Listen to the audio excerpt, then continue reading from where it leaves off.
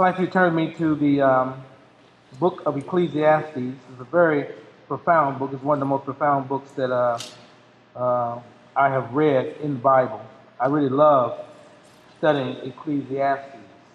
As you well know, I'm encouraging everyone during the month of August to take time and to acquaint yourself with the wisdom literature of the Scriptures, Job through Song of Solomon. Not Job and Song of Solomon, but Job through Song of Solomon.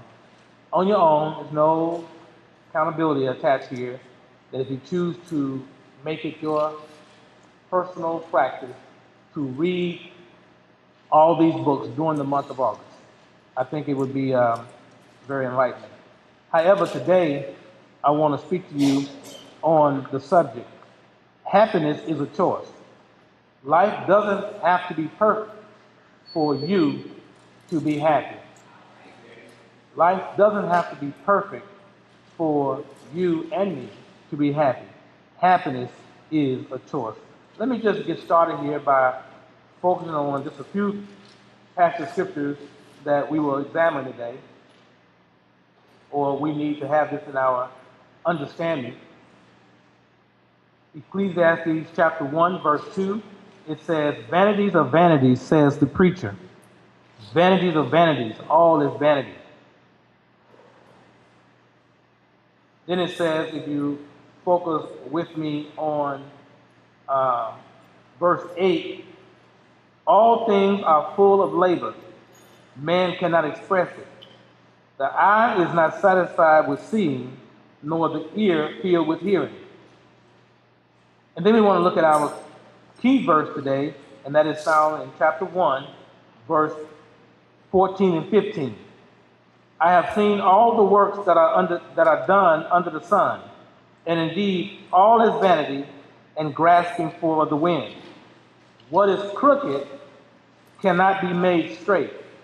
I want to read that again because that is very important for us to put into our awareness.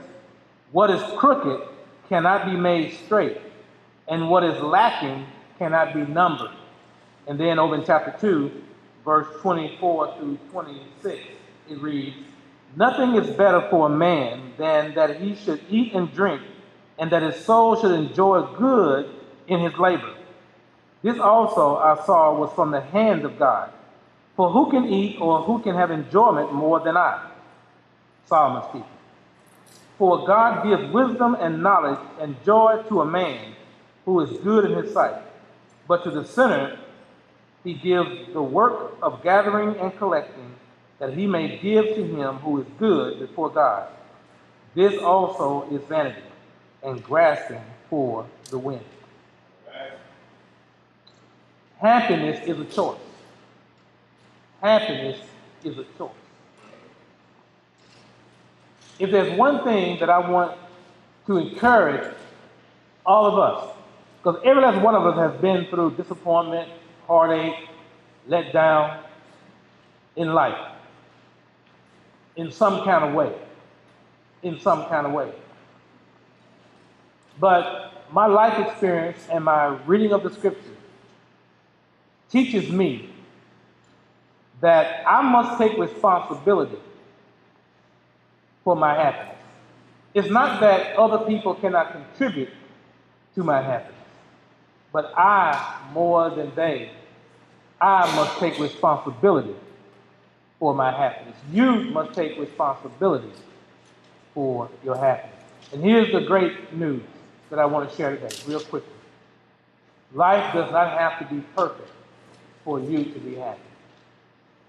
Here's the great other insight that I want to pass on to you.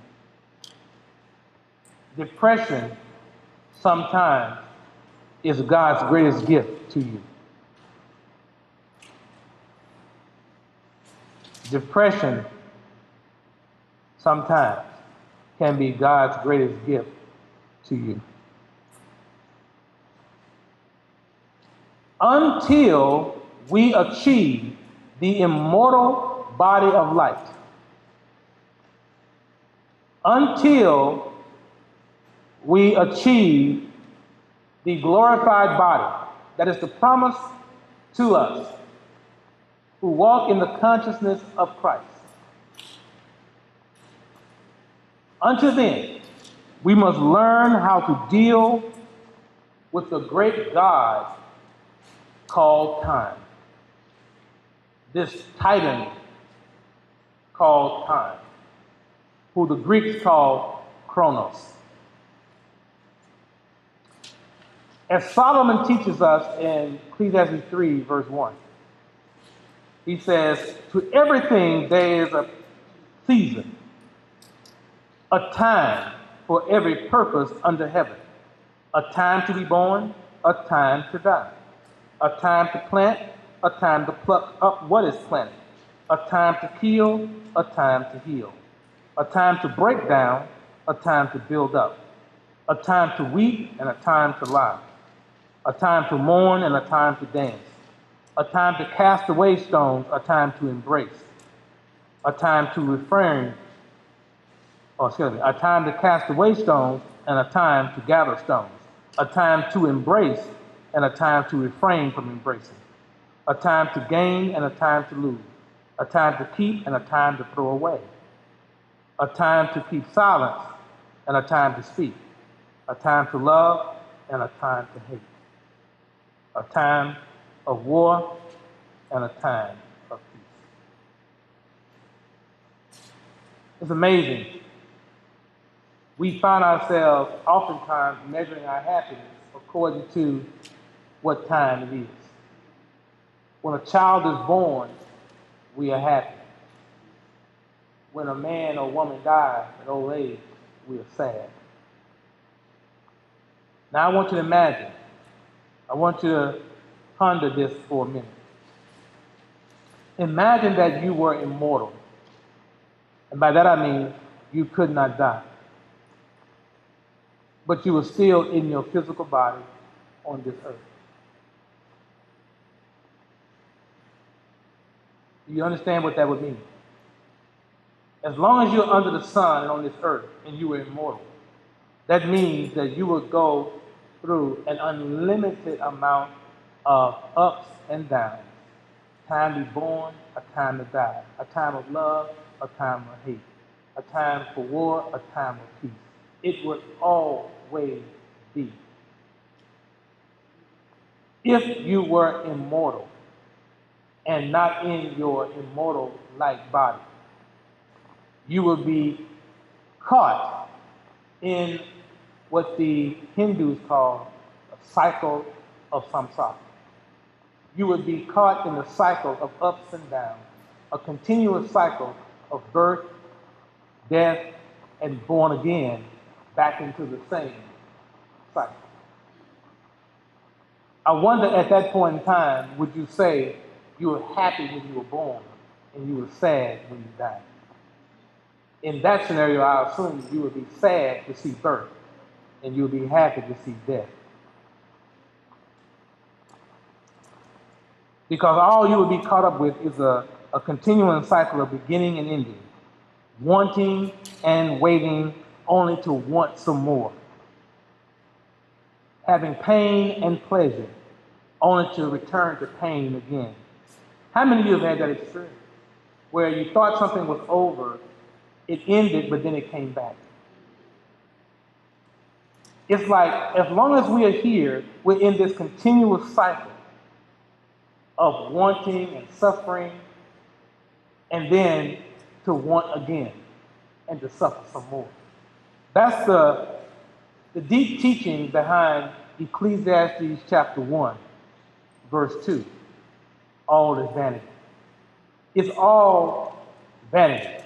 It's all transitory. It's like trying to find reality in that which is unreal. You can't grab it. It's like grass in the wind. As it says in chapter 1, verse 8, the eye is not satisfied with seeing, nor the ear filled with hearing. You know what that means? That means that as long as we're in these physical bodies, even though we have a limited time for every experience, as long as we're in these physical bodies, we will always be in a state of wanting and waiting and wanting again. Wanting and waiting and want you again. And it says, the eye is not satisfied with seeing. There will always be something that you will be looking for, that what you had ceases to give satisfaction. Many times we assume that if I just find that right girl or find that right man, if I can just find that right job, if I can just find this right amount of money, that I would be satisfied. But the reality is, as long as you're in a body that craves love, that craves attention, that craves anything, your eye will never be satisfied with seeing, and your ear will never be satisfied with hearing. There's always something else to get, something else to do. In other words, like Mick Jagger says, I can't get no satisfaction. That is a definition of what suffering is all about. So, if time brings seemingly an endless cycle of experiences of ups and downs, ins and outs, life and death, where then can happiness come? Where is the happiness? Where's the happiness of marriage? Where's the happiness of life? Where's the happiness of work? Where is happiness? Because if I understand what Solomon is saying, happiness is not necessarily built into the nature of this world. So, how do I truly be happy right now? In a world where I have an appearance of limited time and a continuous cycle of wanting and suffering. See, I understand why many people are depressed and why many people are sad. Because the reality is, one of the great gifts that God gives us in a world like this is depression. It's one of the great gifts. To truly reach that point whereby you see the meaninglessness of this cycle, the meaninglessness of your efforts, the meaninglessness of work, the meaninglessness of marriage, the meaninglessness of life. Vanities of vanities, all is vanity. Why? Because you can't hold on to anything. If it's a good time and a great moment, it won't last. Same thing is true if it's a bad time and a bad moment, it won't last, but it will come back again. So where is happiness? How can we truly be happy in a world structured like this? Like I said before, one of God's great gifts is the gift of depression. I know that may sound strange, but how can depression be a gift? It's one thing I've learned in times when I have been depressed and sad and in deep thought, is that one of the great gifts of depression is that it causes you to stop and to realize and to take note of things as they are. One of the problems of being continually, happy is that we tend to color, which is good, it's healthy for our, but we tend to color our reality. We try to smooth over it with nice talk and happy feelings and saying different things. We try to be optimistic, which is another way of saying we try to not deal with what really is. But one of the things about depression is that it makes you see things as they really are. It causes you to see people for what they really are. It makes you look at yourself for what you really are. The second thing about depression, it's not personal. As a matter of fact, it's impersonal. It doesn't really matter who you are. It doesn't matter how much you got. It doesn't matter what you have accomplished in life. It doesn't really matter. Because every now and then, that dark mood of depression falls upon you, and you begin to look at your friends, you begin to look at your associations, you look at your environment, you look at things around you, and you begin to see things as they are. One of the things that I oftentimes say to myself when I have one of those real moments is that things are as they should be. That really helps me. And you oftentimes begin to wonder when you look at this world and you see this type of activity going on, because it's a beautiful day somewhere, but somewhere somebody is really hurting and crying. Those people who lost loved ones on that plane that crashed in Ukraine, they're hurting and crying right now while we're having this seemingly a beautiful day. And yet, even in this room here, I'm sure there are stories that they can be told will not be always happy stories. Somebody has some heartache and some heartbreak in their lives right now for whatever reason. And it makes you kind of wonder about the good God and whoever he put in charge of allowing to create this world. Why did he let him do it this way? And I think that Psalms 91, we said all the time during funerals, 91 verse 12 says, Lord, teach us to number our days. I think that one of the reasons why the world is built the way it is, where we have limited time, we have cyclical suffering and wanting and going on. Time seems to go in a cycle, and all the times it's not always the way we want it. Life doesn't always be the way we want it. I think God many times has set up this way to teach us to number our days. For what purpose? So that we may gain a heart of wisdom. Wisdom. Yeah. Wisdom to what? To know what really matters. Because one of the things that we do many times, with the limited time that we have, we tend to focus on things that don't really matter. We focus on things that matter less. The things that lie behind us, we focus our attention on. What happened? Why it happened? Who made it happen? Whose fault it is? We tend to focus on things in the future. What's going to happen? When will it happen? Who's going to make it happen? But as one writer said, the things that lie behind us and the things that lie before us are tiny matters compared to what lies within us. Lord, teach us to number our days that we might gain a heart of wisdom. Just imagine if you only knew, which is we don't many times consciously, if we really knew the amount of time that we have with each other. If we really knew the amount of time that we have in a cycle of experience, that this joy is only going to last for so long, then it's going to turn problematic and sour. Wouldn't we do things differently while it's going good? Wouldn't we treasure the people and the friends that we have around us while they are there?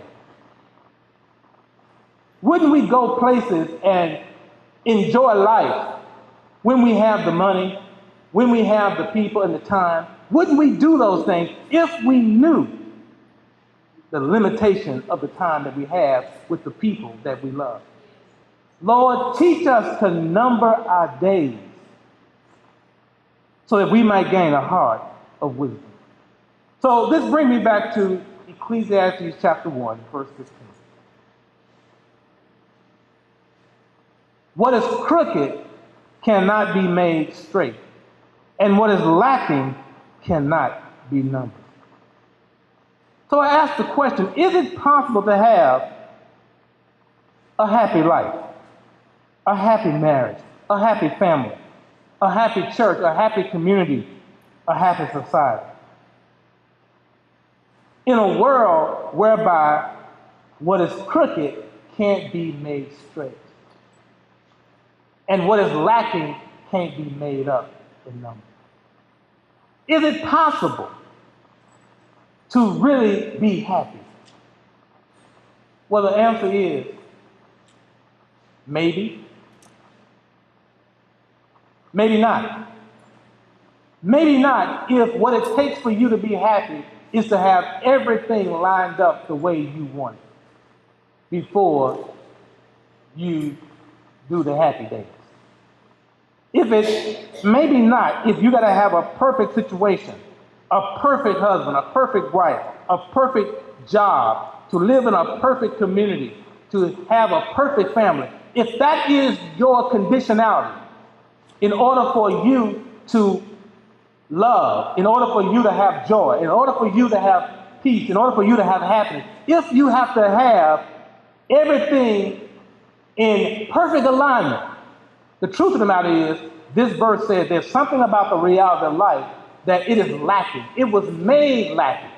It was structured to be deficient. What is crooked cannot be made straight. And what is lacking cannot be numbered. Do you see the wisdom here? Is that it was made this way. God designed the world. God designed the world this way. Where it has a flaw in it. Any person that you ever will meet that you don't like now, that one day you will meet in the future, that person will have their own flaw, their own Achilles heel. Any church that you might go to that you say, well, this one is all warped because, the teacher here says strange stuff and I don't understand it, and you go somewhere else. Well, that church also, too, will have something that will have a flaw in its nature. Everything has a flaw. It is built with a deficiency. It is built with a flaw in its nature. It's built with a flaw. It's built with time that brings about limitation. It's built with failure that will express itself. Even the beautiful children that we love and the beautiful children that we care about, they too come into the world flawed. The very man is speaking to you this morning. As educated as I might be, I too have a fallen nature. I have a flaw. And if we gotta have flawless people around us, in order for us to trust, in order for us to love and to enjoy, then no, we will not be happy. We will not have satisfaction. And what that means is the eye is not filled with seeing, nor the ear satisfied with hearing. We'll always be looking to the next person, to the next experience, to the next event. We'll be looking for that which is new. And what does Solomon say about that? There is no new thing under the sun. Now, I'm not saying this, brothers and sisters, for you to say that because your situation is bleak or because your relationship is and the person that you're dealing with is flawed and has severe problems, that you should choose to say, well, let me just stay where I am. I'm not saying that. You have to make that decision, but make that decision because you want to, not because you have deluded yourself into believing that somebody and somewhere and something somewhere else is going to be flawless and not bring challenges to your life. The great challenge of our life, the great challenge is how to be truly happy in a world that is fallen and imperfect. And therefore, my message today is just simply about saying this. You don't have to live in a perfect environment in order for you to be happy. Life does not have to be perfect in order for you to be happy. So in other words, is it possible to be happy in a world like this? Yes. Yes, it is possible. But it requires that you got to think a certain kind of way. And that's what I want to share with you today. Because if I were to ask many of you, are you happy right now? Are many of you happy right now? And what is the basis of your happiness? Because the truth of the matter is, the reality of the world that we live in, there's a time to be happy, and there will be a time to be sad. There's a time for living, and there is a time for dying. As much as you have experienced a time of loving, there will be a time of hating. And this is what's confusing about many times in life, is it not? You see two people, they marry, they in love, they say, I love you, and then you don't have to wait long, and then either he or she will come and say, I can't stand to breathe the same air that that person. We decide, and how many married folk can attest to that? Whereby you go through a time of hate. Yes, absolutely. You go to a time where all you're speaking is kind words and so peaceful in the home, and that wait, and just wait. You come back to the same home, same people, and it's World War III outbreaking in the home. Amen? How many of you, when you see your children born, they're so pretty, they're so cute, and you just love them, you just want to kiss them and hug them all day, and everything. And then time goes on, that child begins to express his will. Now that child is 13. Now that child is 19. And you don't even know who that child is. Brothers and sisters, I'm not talking hypothetically. I know this personally.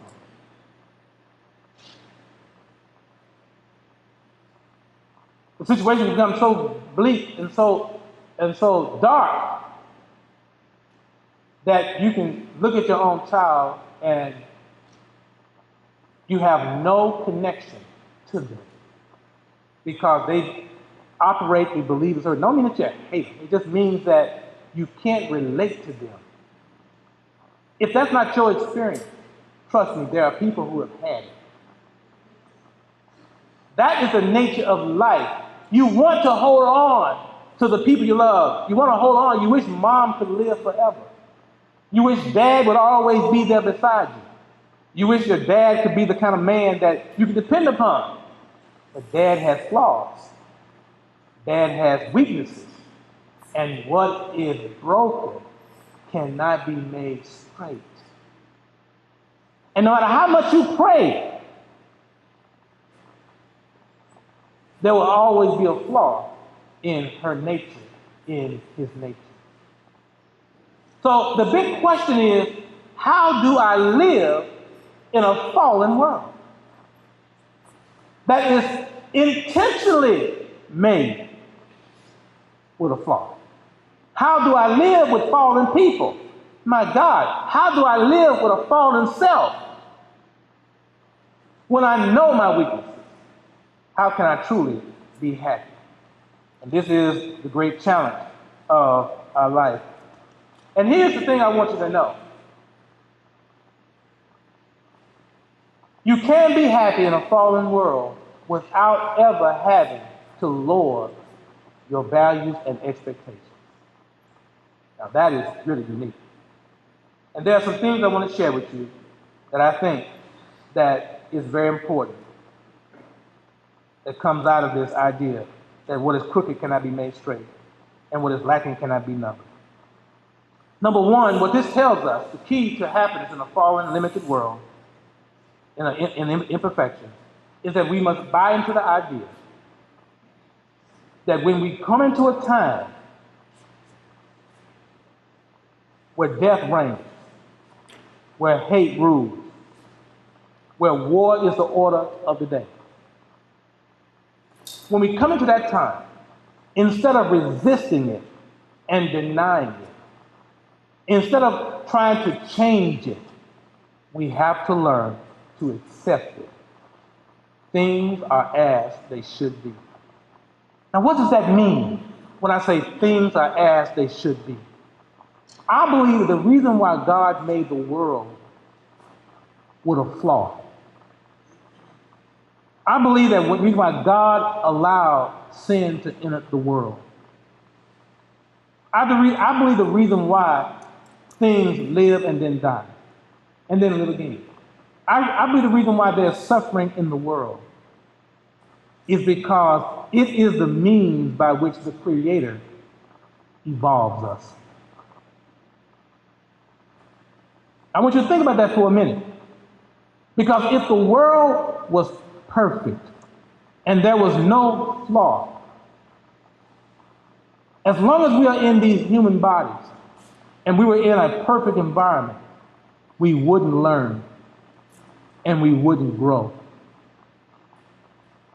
Because there would be no need to learn and to grow. So what I'm saying to you, and what I'm saying to myself, is that when we are going through heartache and when we're going through suffering, when we're going through pain, when we're in a moment of depression, that is one of God's great gifts to allow us to seek his face and to learn what is the meaning and what is the lesson in this situation that I must learn.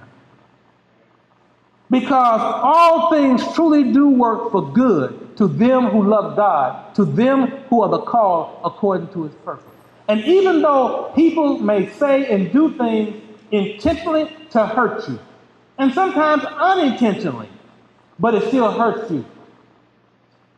They may have meant it for evil or not meant it for evil, but God meant it for your evolutionary growth. Because until we get the immortal body of life, until we have Christ's body, until we have a resurrected body, as long as we're in a physical body, we are here in this place, we are here in this flawed world, not to destroy us. We are here to evolve.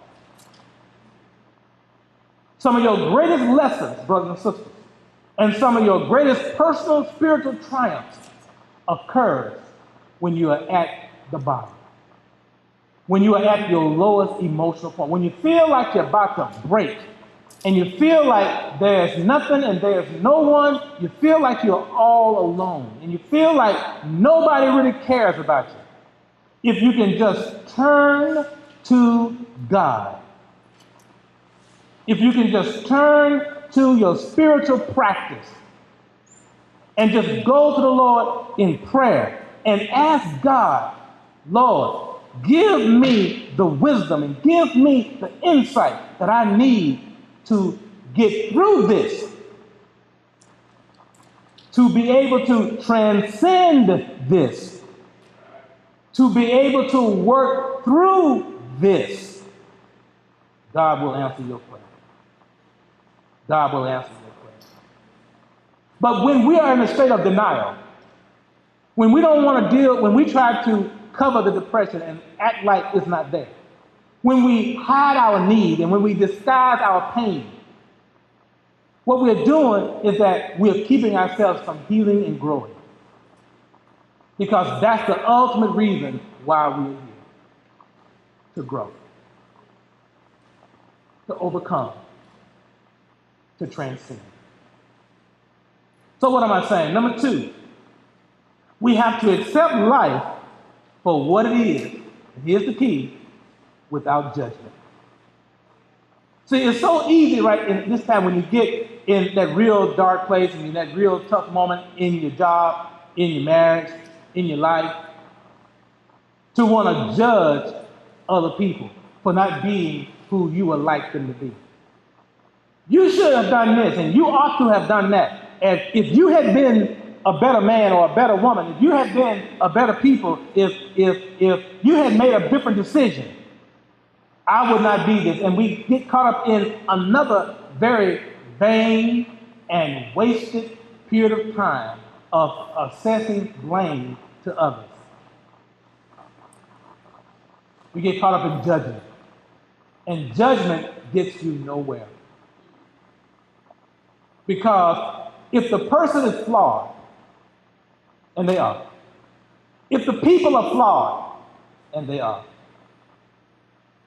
if life itself is flawed, how can they really change and not be flawed enough to make you happy? There will always be something. If it's not this, it's going to be that. If it's not that, it's going to be something else.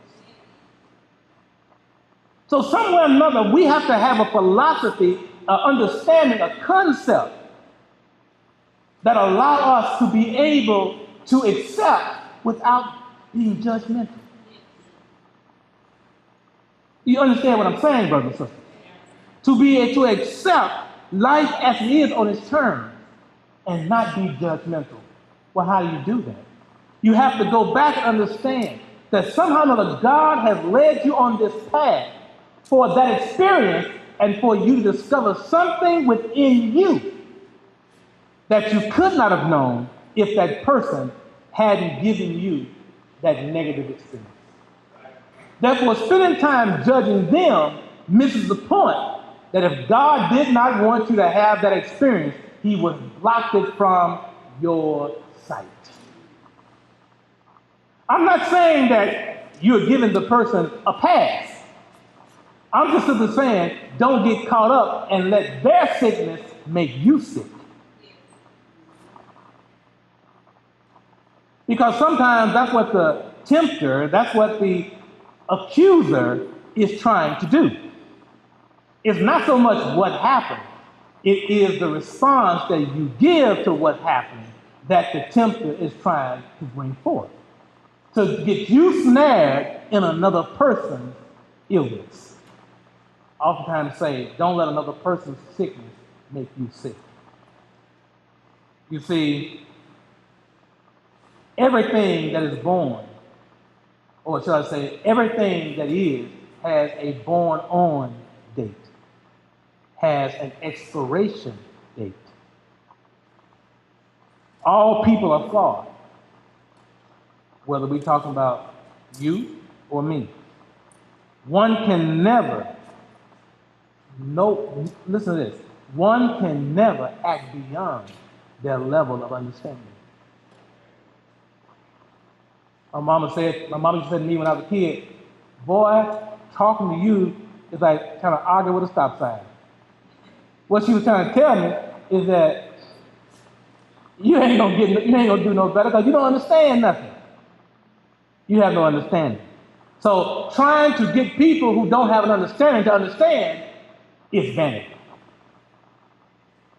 You might as well what? Stop talking. And Lord, teach me that. Stop talking. What this teaches us about acceptance. Acceptance means learning to go with the flow. Learning to go with the flow.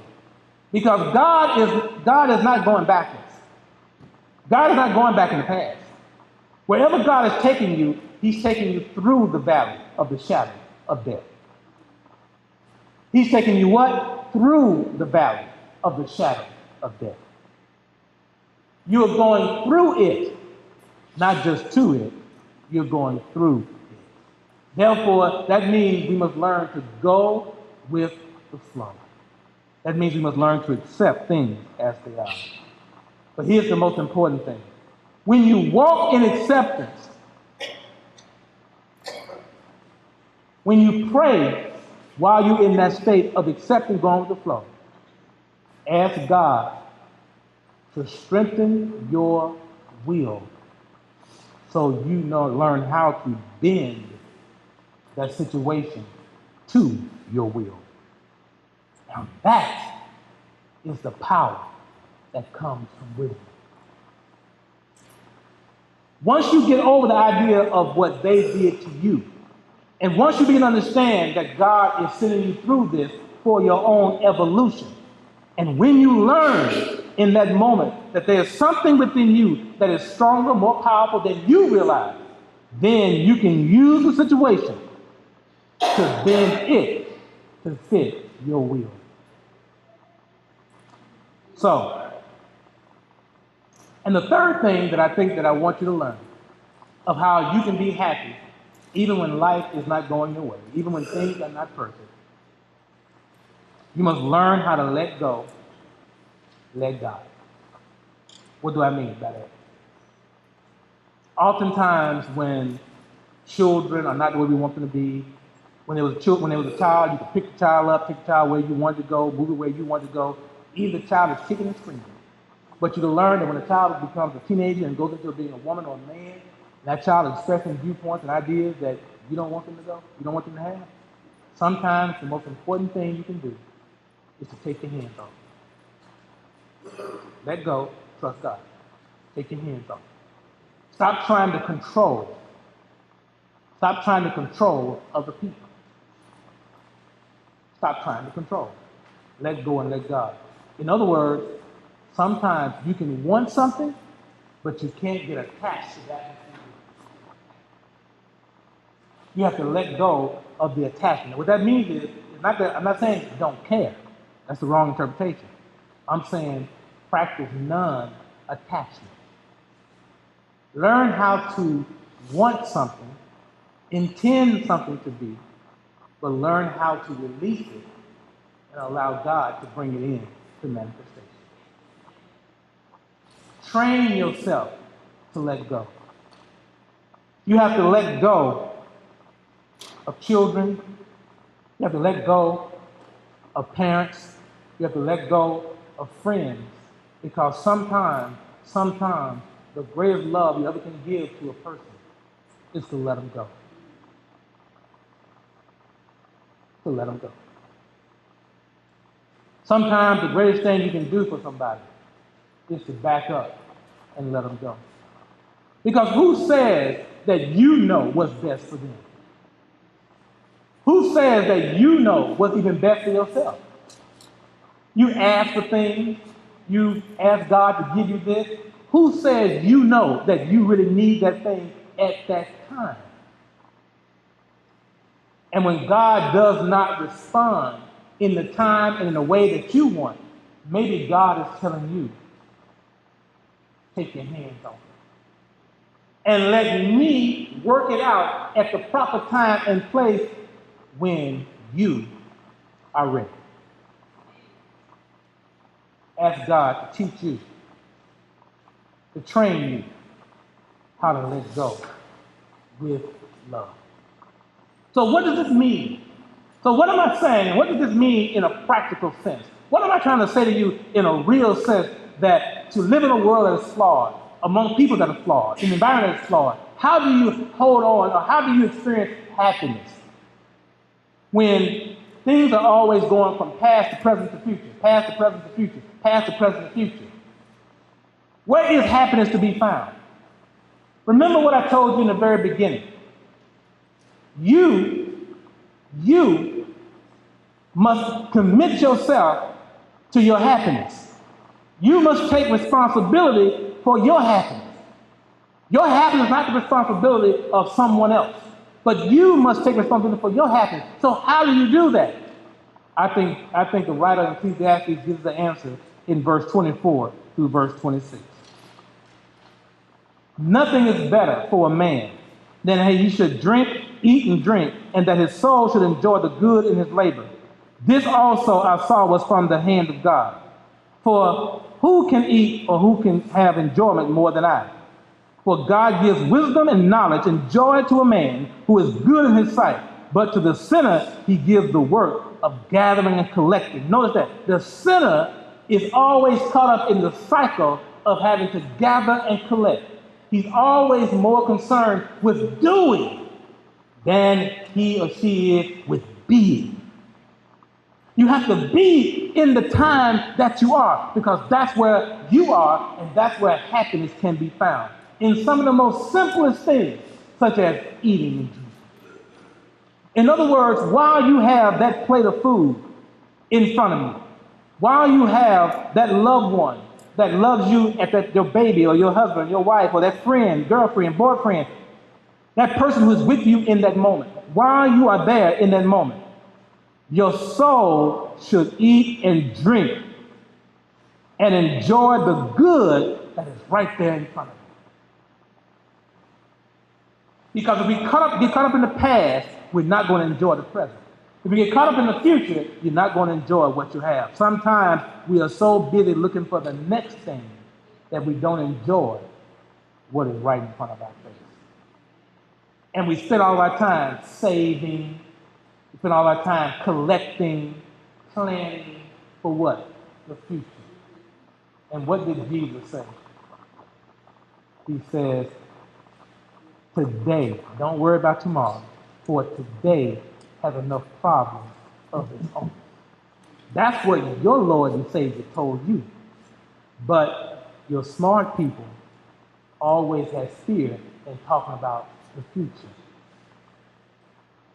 And yet, how you going to enjoy an uncertain, flawed future if you cannot enjoy a certain, flawed today? Think about it. Think about it. Therefore, happiness is a choice. Enjoy life. Enjoy life. Take responsibility for your life. Be responsible how you treat other people with your life. And seek to understand God's purpose for your life. If you do that, then happiness will be your choice.